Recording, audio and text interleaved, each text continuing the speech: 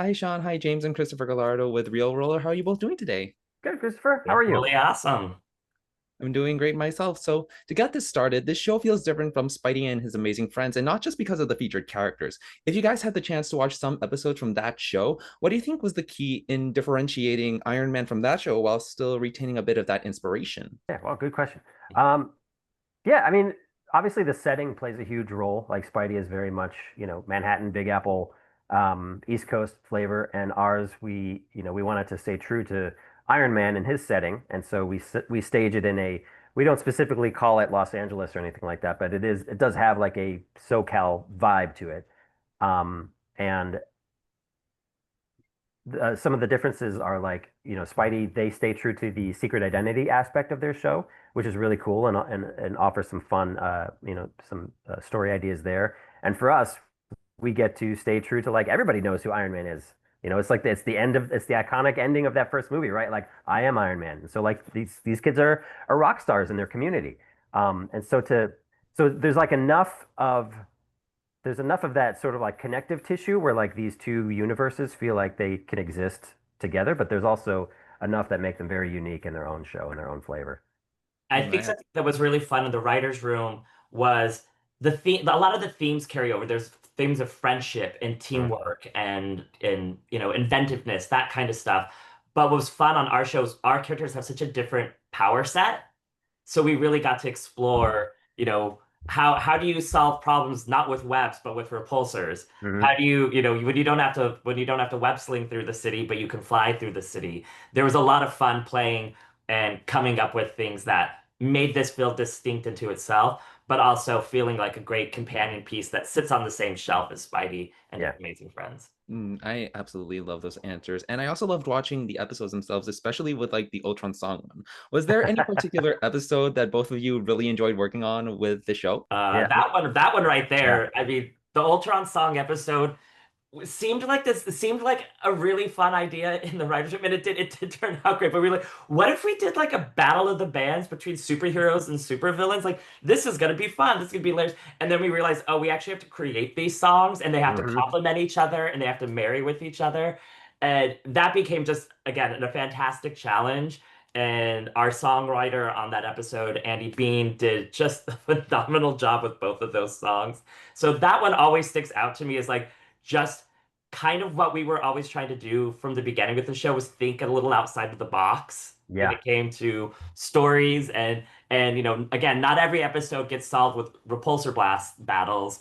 Maybe it's actually we're using our instruments and we're rocking out against each other to save the day. I absolutely love that. Did Andy Bean actually collaborate with Mark Hoppus to have some of the music for the show too? Because you guys had him with a theme song, and that theme song really, really spread out. Like it got really big. So what was it like collaborating with also Mark Hoppus, and did he give you any tips and tricks when it came to music making for the show? I should have asked him for tips. Darn it. Like, how are you so awesome?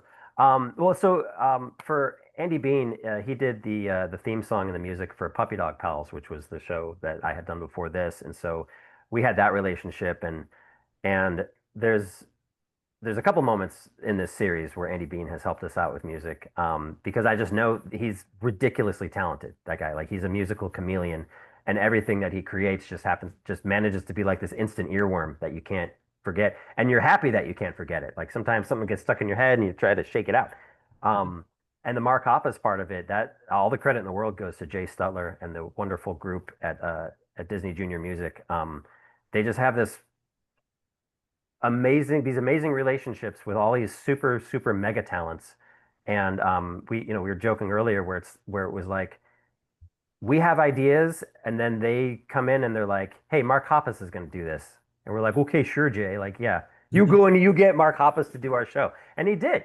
And he did. And like, of course, like again, when you hear it and you hear what the kind of ideas that they have, and then the song demo that they turn in, you're sitting there and you're like, of course, like this was the only answer.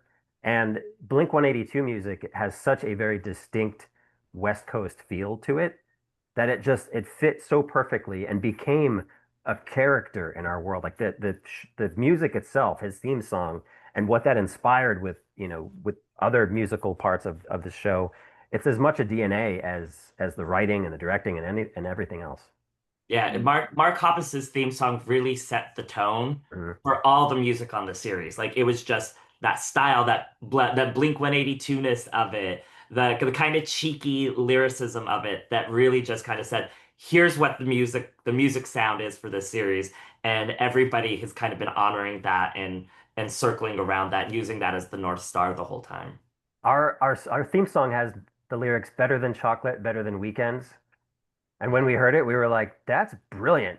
And then feedback we've heard online, a lot of fans are flagging that, being like, did are they singing about like chocolate? And we like the lyrics of this theme song are like just we're just it's a blessing. It's a blessing. And the fact that like people are responding to the things that we respond to, it's so wonderful and validating and Definitely. totally And awesome. oh yeah, I absolutely love the fan reaction to Yeah. this entire show. And there is one specific fan reaction that I just have to show you guys. Have you ever heard of the Iron Man Jarvis meme? Yes. What? Yes. It's the like meme where it's like Jarvis and he Yeah. asks him to do something. Oh yeah, Yeah. so there's this one frame in the trailer that got picked out by fans, and I'm gonna show it to you guys, and I have no idea if it's gonna get on screen because it's a bit blurry. But yeah. It's the HUD shot Yeah. of So Tony this Stark. frame really got everyone so crazed up online, and it's been spreading a lot. Like you have like this one specific tweet also, and I just have to ask you guys, did you ever expect like a frame like that to take off? And how do you think the online space has sort of influenced that audience's perception of the show? First, that is amazing. That Yeah. is just that's That's really cool to see. what I think. What's the best part about this is like we grew up in an era. I'm going to take you back now. We grew up in an era where being comic book fans was like not something you always bragged about, right? Like sometimes you'd have to kind of like walk to school with your backpack, make sure nobody's looking, and then you take your comics out and read them. And the fact that that has turned into this mega force of pop culture and just like it's just in the ether and it's in the DNA of just being a human being now. Like everybody is into comic books and superheroes and these characters. So that part about it is amazing. And so it's so wonderful that comic book fans who are so passionate to begin with, that they are using their creativity and their passion to like spread this joy and awareness and be like, yeah, this kids card, look at this awesome thing we created just to spread like more joy and awareness for these characters throughout the world. Like that is just, I'm giddy right now. I'm like literally, I'm so giddy right now. And I we've been so lucky with our team at Atomic Cartoons. Everybody there is so talented and so hardworking and so creative. And as we're watching these things, we're watching them hundreds of times over and over and over again Mhm. from script to when they're all finished. And there do become moments, I will lie, there are some moments like, I really hope this becomes a GIF. Yeah. Or I really hope this becomes a meme because it is just kind of fun and it's silly and you just see so many things. We have this great moment where like the bad guys are over here arguing, and all three of our characters kind of just do like a "Hmm?" to this. Like they do that, and we might have put a couple of references of like the classic Spider-Man pointing the like meme at each other, Spider-Man's pointing at each other. We might have found moments like that. So we definitely pull those influences from pop culture and let us like, ooh, how can we like lean into that a little bit? Like not aiming to like get it on social media, but like social media is influencing us a little bit, and therefore, we'll see how it lives in the space. But it's cool to see it actually start to happen after 3 years of working on it by ourselves. Yeah. Thank you so much for sharing that. Yeah. I That's so cool. absolutely love that answer. And one final question. Do you guys think we could expect a crossover with Spidey like what Spidey did with Moon Girl and Devil Dinosaur? And are there any other Marvel shows or characters that you'd love to also include to this show? Because I mean, we literally have Fantastic Four Hmm. sitting right there and Spider-Man somewhere there. So do you guys have any characters that you'd love to see in the show? Which is awesome, by the way. The new Fantastic Four movie. Everyone should see it. Oh It's really yeah. Yeah, I think we kind of maybe touched on it a little bit earlier. Like these two worlds are very distinct, but they are like MCU movies, right? Like the movies all kind of have their own unique flair and flavor, but you're not going to be surprised if a character from another movie wanders into, like if a character from the Ant-Man movies wanders into the Avengers movies or whatever. So it was intentional on our part to kind of make sure that we could be open to those possibilities. And like we hope some of those characters show up on our show someday, or that our characters get to go to the Spidey show someday. And then branching off of that even more, like I know that there are some guest heroes that are already revealed, with trailers and shorts and stuff like that. Like we've got Sam Wilson's Captain America, we've got T'Challa, Black Panther, we've got Iron Spider, Anya Corzone, and they're all kid versions of these characters, which is super fun. But there's other guest characters that are also going to be featured that I wish I could just blurt them out right now, because they're some of my favorite. They're some of my favorite Marvel characters. Yeah, sorry, I'm rambling. It's a rambling, excited answer. That's what we do. That's what you've started here. You started it. I always say it's great because these are some of the coolest characters to have access to, and I always say they're the coolest toys in the toy box. And it's been such an honor that like Marvel has trusted us to tell stories with these characters.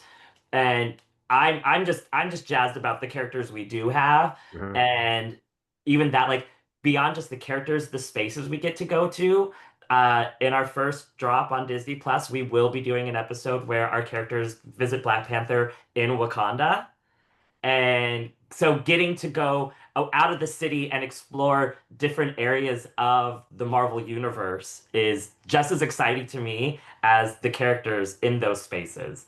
And that's been one of the like highlights for me, is like, oh, we're in Wakanda now and we can tell stories about vibranium. And yeah, it's a good one. It's a lot of fun.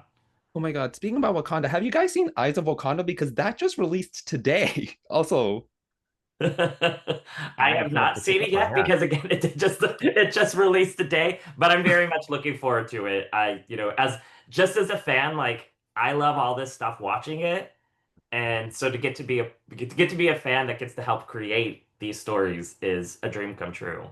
Yeah, absolutely.